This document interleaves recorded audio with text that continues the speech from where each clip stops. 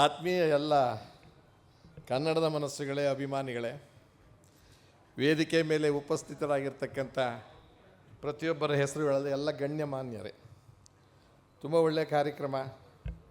ಜೀವನದಲ್ಲಿ ಸ್ವಲ್ಪ ಏನಾದರೂ ಸಾಧನೆ ಮಾಡಿ ಸುಮಾರು ಜನ ಇದರಲ್ಲಿ ಎಲೆಮರೆ ಕಾಯಿನಂತೆ ಇರ್ತಾರೆ, ಬೆಳಕಿಗೆ ಬಂದಿರೋದಿಲ್ಲ. ನಮ್ಮಂಥ ಕೆಲವರು ಎಲ್ಲ ಥರದಲ್ಲೂ ಸುದ್ದಿ ಆಗಿಬಿಟ್ಟಿರ್ತೀವಿ. ಆ ಥರದ ಫೀಲ್ಡಲ್ಲಿದ್ದೀವಿ. ಗಣೇಶ ಆಗಲಿ, ನಾನಾಗಲಿ, ನಮ್ಮ ರಾಜಕಾರಣಿಗಳು ಕೆಮ್ಮರೆ ಅವರಾಗಲಿ, ಇವರೆಲ್ಲರೂ. ಇನ್ನು ಕೆಲವರು ಇಲ್ಲಿ ಇವಾಗ ತೊಗೊಂಡ್ರಲ್ಲ, ಅವರು ನಿಜವಾದ ಅರ್ಹತೆ ಜಾಸ್ತಿ ಇದೆ ಅವರಿಗೆ ಹೆಚ್ಚಿನ ಜೋರಾದ ಒಂದು ದೊಡ್ಡ ಚಪ್ಪಾಳೆ ಬರಬೇಕು. ಅಂಥವರನ್ನು ನಾವು ಗುರುತಿಸಬೇಕಾಗಿದೆ. ಇವತ್ತು ಕಾಕತಾಳೀಯ ಅನ್ನೋ ರೀತಿಯಲ್ಲಿ ಒಳ್ಳೆಯ ದಿನ. ಕರ್ನಾಟಕ ರಾಜ್ಯದಲ್ಲಿ 3 ಮುಖ್ಯಮಂತ್ರಿಗಳಿದ್ದಾರೆ ಈಗ ಸದ್ಯದಲ್ಲಿ. ಒಬ್ಬರು ಮೊನ್ನೆ ತಾನೇ ಮಾಜಿಯಾಗಿ ಹಂಗಾಮಿಯಾಗಿದ್ದರು, ಯಾವಾಗ ಹೋದೆ ಅಂತ. ಇನ್ನೊಬ್ಬರು ಇವತ್ತು ಪ್ರಮಾಣ ವಚನ ಸ್ವೀಕಾರ ಮಾಡಿದ್ದಾರೆ. 3-4 ದಿವಸದಿಂದ ಅದು ಬ್ಲ್ಯಾಂಕ್ ಇತ್ತು, ಆಗೋರು ಯಾರು ಹೋಗೋರು ಯಾರು ಅಂತ.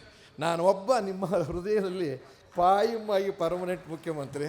ಹಾಗಾಗಿ ಆ 3 ದಿವಸ ನಾನೇ ಅಧಿಕಾರ ಮಾಡಿದ್ದೆ ರಾಜ್ಯದಲ್ಲಿ. ಮುಖ್ಯಮಂತ್ರಿಗಳು ಇರಲಿಲ್ವಲ್ಲ, ಆ ದೃಷ್ಟಿಯಿಂದ ತುಂಬ ಸಂತೋಷ.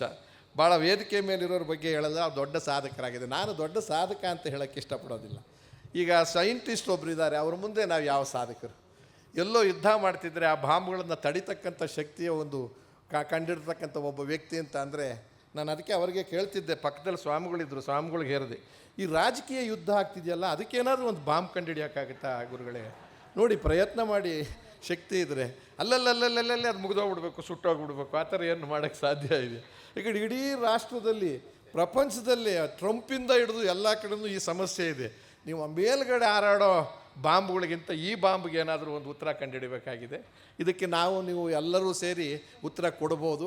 ಮತದಾನದಿಂದ ಉತ್ತರ ಕೊಡಬೇಕು. ಅವತ್ತು ಒಳ್ಳೆ ಮತದಾನ ಅಂದರೆ ಬಾಂಬೆ. ಅದು ಸರಿಯಾದ ರೀತಿಯಲ್ಲಿ ಬಾಂಬ್ ಹಾಕಿದ್ರೆ, ಮತದಾರರಿಗೆ ಯೋಗ್ಯರಾದವರನ್ನು ಆಯ್ಕೆ ಮಾಡಿದ್ರೆ, ಕನಿಷ್ಠ ಸಜ್ಜನಿಕೆ ಇರೋರನ್ನ, ಸೌಜನ್ಯ ಇರೋರನ್ನ, ಆ ಹೃದಯವಂತ ಜನನ, ಮನುಷ್ಯತ್ವ ಇರೋರನ್ನ ಆಯ್ಕೆ ಮಾಡಿದಾಗ ಅದು ದೊಡ್ಡ ಬಾಂಬ್ ಆಗುತ್ತೆ. ಈ ಮುಖೇನ ನಾನು ಸಾಧಕನ ಜಾಗದಲ್ಲಿ ನಿಂತ್ಕೊಂಡು ಸಾಧಕ ಅಂತ ಏನು ಕೊಟ್ಟಿದ್ದೀರ ಅದು ಗೌರವ. ಸಣ್ಣವ ನಾನು ಸಾಧನೆ ಮಾಡಿರೋದಕ್ಕಿಂತ ಸಂಕಟಗಳೇ ಅನುಭವಿಸಿರೋದು ಜಾಸ್ತಿ. ಆದರೆ ಪ್ರಚಾರ ಹೆಚ್ಚು, ಸಾಧನೆ ಆಗೋಗಿರ್ತದೆ. ಈ ಸಾಧನೆ ಮಾಡೋದಕ್ಕೆ ನಿಮ್ಗನ್ಸುತ್ತೆ, ಏನು ಚಂದ್ರು ಅವರು ರಂಗಭೂಮಿಯಲ್ಲಿದ್ದರು, ಅವರು ಮೆರೆದರು, ಮುಖ್ಯಮಂತ್ರಿಗಳಾದರು, ಕಾಯಂ ಮುಖ್ಯಮಂತ್ರಿಗಳಾದರು, ಆ ಹೆಸರೇ ಗ್ಯಾರಂಟಿ ಆಗೋಯ್ತು ನನಗೆ. ಈ ರೀತಿ ಬೆಳೆದೆ, ಟಿ ವಿನಲ್ಲೂ ಇರ್ತೀನಿ, ಸಿನಿಮಾದಲ್ಲೂ ಇರ್ತೀನಿ, ರಾಜಕೀಯದಲ್ಲಿದ್ದೀನಿ, 2 ಸತಿ MLA, 2 ಸತಿ MLC, 1 ಸತಿ MLA. ಅದ್ರ ಜೊತೆಲಿ ಇದಕ್ಕೆಲ್ಲ ಕಾರಣ ನಾನು ಹೇಳಲೇಬೇಕಾಗಿದೆ.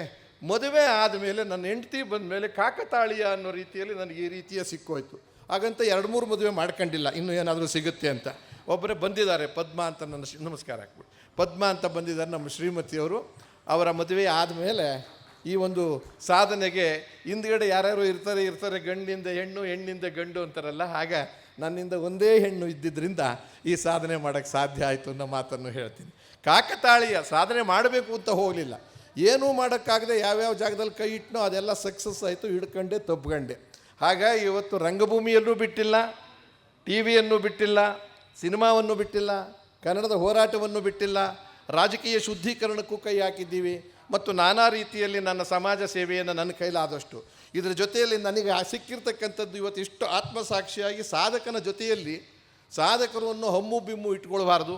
ನಾವು ಬದುಕಿರೋವರೆಗೂ ಕೂಡ ನಮ್ಮ ಕೈಲಾದಷ್ಟು ಸೇವೆಯನ್ನು, ಸಮಾಜಮುಖಿ ಕೆಲಸ ಮಾಡಬೇಕು. ಸಿನಿಮಾದಲ್ಲಿ ಕಣ್ಣು ಕಳ್ಕೊಂಡೆ, ಬಲಗಡೆ ಕಣ್ಣಿಲ್ಲ, ಒಂದು ಬುರುಡೆ ತೂತಾಯಿತು, ವೋಕಲ್ ಕಾರ್ಡ್ ಬಾಯ್ಸ್ ಆಪ್ರೇಷನ್ ಆಗಿದೆ, ಒಂದು ಕಿವಿ ಡ್ರಮ್ ಹೊಡೆದೋಗಿದೆ, ಇವೆಲ್ಲ ನಾಟಕ ಸಿನಿಮಾದಲ್ಲಿ ಕಳ್ಕೊಂಡಂಥವು. ಮತ್ತೊಂದು ಮಾತಾಡಿ ರಾಜಕೀಯದ ಧೂಳು ತಿಂದವನೋ, ಎಲ್ಲವನ್ನು ಅಪರಂಗೇಣು ಕುಯ್ದಿದ್ದಾರೆ, ಓಪನ್ ಹಾರ್ಟ್ ಸರ್ಜರಿ ಆಗಿದೆ, ಹಿಂಭಾಗವನ್ನು ಕುಯ್ದಿದ್ದಾರೆ ಪ್ರಾಬ್ಲಮ್ ಆಗಿ, ಎಲ್ಲ ಕಡೆ ನರ ತೆಗೆದಿದ್ದಾರೆ. ಆದರೂ ಹಿಂಗಿದ್ದೀನಿ ಅಂತ ಅಂದರೆ ನಿಮ್ಮೆಲ್ಲರ ಆಶೀರ್ವಾದ, ಬೆಂಬಲ ಮತ್ತು ನನ್ನ ವಿಲ್ ಪವರ್ ಇರ್ಬೋದು. ಇನ್ನೂ ಮಾಡಬೇಕು ಅಂತ ಇದ್ದೀನಿ. ಈಗ 73 ವಯಸ್ಸಾಗ್ತಾ ಬಂದಿದೆ ನನಗೆ. 73 ವಯಸ್ಸು ನನ್ನ ಚಿಕ್ಕ ವಯಸ್ಸು ಅಂತಲೇ, ಕನಿಷ್ಠ 100 ವರ್ಷ ಇರಲೇಬೇಕು ಅಂತ ನಾನು ತೀರ್ಮಾನ ಮಾಡಿದ್ದೀನಿ. ಅವನೇ ನಾವೇನು ಮಾಡೋಕ್ಕಾಗುತ್ತಲ್ವರ?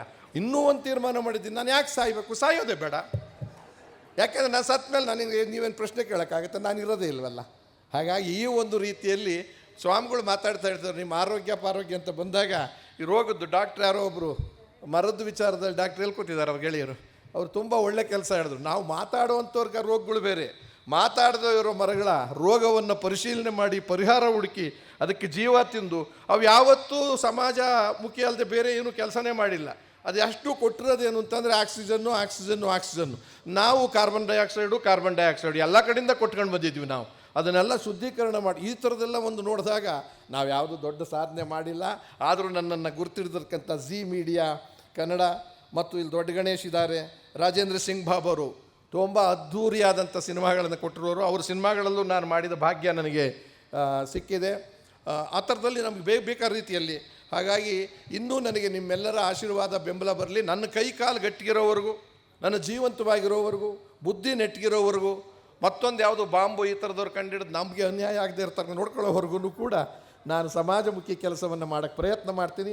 ಸಮಾಜ ಕಂಟಕ ಕೆಲಸವನ್ನು ಮಾಡಲ್ಲ ಅಂತ ಹೇಳಿ ಈ ವೇದಿಕೆಯ ಮುಖೇನ ಸಂತೋಷವಾಗಿ ಹೊಸದಾಗಿ ಮುಖ್ಯಮಂತ್ರಿಗಳಾಗಿರ್ತಕ್ಕಂಥ ಗೆಳೆಯರಾದ ಶಿವಕುಮಾರ್ ಅವರು ಅದ್ಧೂರಿಯಾಗಿ ಇನ್ನು 2 ವರ್ಷಗಳ ಕಾಲ ಸಮಾಜಮುಖಿ ಕಡೆನೇ ಕೆಲಸ ಕೊಡಿ, ಕಿತ್ತಾಟ, ಕಾದಾಟ, ಗುದ್ದಾಟ ಎಲ್ಲವನ್ನು ನಿಲ್ಲಿಸಿ ಇನ್ನು ಅಭಿವೃದ್ಧಿ ಕಡೆ ಗಮನ ಕೊಡಿ ಅಂತ ಹೇಳಿ ಬಂದವರಿಗೆ ಬರದೇ ಇರೋರಿಗೆ ಎಲ್ಲರಿಗೂ, ಮತ್ತು ರವಿ ಅವರು ಇಂಥ ಒಂದು ದೊಡ್ಡ ಸಾಧನೆಯನ್ನು ಮಾಡಿರ್ತಕ್ಕಂಥವ್ರು, ಆ ದೃಷ್ಟಿಯಿಂದ ನಿಮ್ಮೆಲ್ಲರಿಗೂ ನನ್ನ 2 ಮಾತಾಡೋದಕ್ಕೆ ಕೇಳಿದ್ರು ಅವರು. ಇದು 2 ಮಾತು ಅಂತ ತಿಳ್ಕೊಳ್ಳಿ, ಇನ್ನು ಮಿಕ್ಕ ಮಾತನ್ನ ಈಗ ಶುರು ಮಾಡ್ತಾ ಇದ್ದೀನಿ ನಾನು ಅಂತ ತಿಳ್ಕೊಂಡು ಇಲ್ಲ ಗುರುಗಳೇ, ಇಲ್ಲ ಇದು ಮಾಡೋದಿಲ್ಲ, ಸಾಕು ನಾನು ಮಾತಾಡಿರ್ತಕ್ಕಂಥದ್ದು. ನನಗೆ ಆಶೀರ್ವಾದನೂ ಪಡ್ಕೊಂಡಿದ್ದೀನಿ 100 ವರ್ಷ. ಅದು ನೋಡೋಣ 100ನೇ ವರ್ಷದಲ್ಲಿ ನೀವು ಎಲ್ಲರೂ ಬನ್ನಿ, ಅವತ್ತು ಕೂಡ ಒಂದು ಸನ್ಮಾನ ಮಾಡಿ, ಏನಾದರೂ ಒಂದು ಕವರ್ ಕೊಡಿ, ಸುಮ್ಮನೆ ಸನ್ಮಾನ ಮಾಡಬೇಡಿ, ಅದು ಅವಾಗ ವಯಸ್ಸಾಗಿರ್ತದೆ, ಬೇಕಾಗುತ್ತೆ ಅಂತ ಕಾಣಿಸುತ್ತೆ ಅಂತ ಹೇಳಿ ಮತ್ತೊಮ್ಮೆ ಮಗದೊಮ್ಮೆ ನಿಮ್ಮೆಲ್ಲರಿಗೂ ಶಿರಸಾಷ್ಟಾಂಗ ನಮಸ್ಕಾರಗಳು ಸಲ್ಲಿಸಿ ನನ್ನ ಮಾತು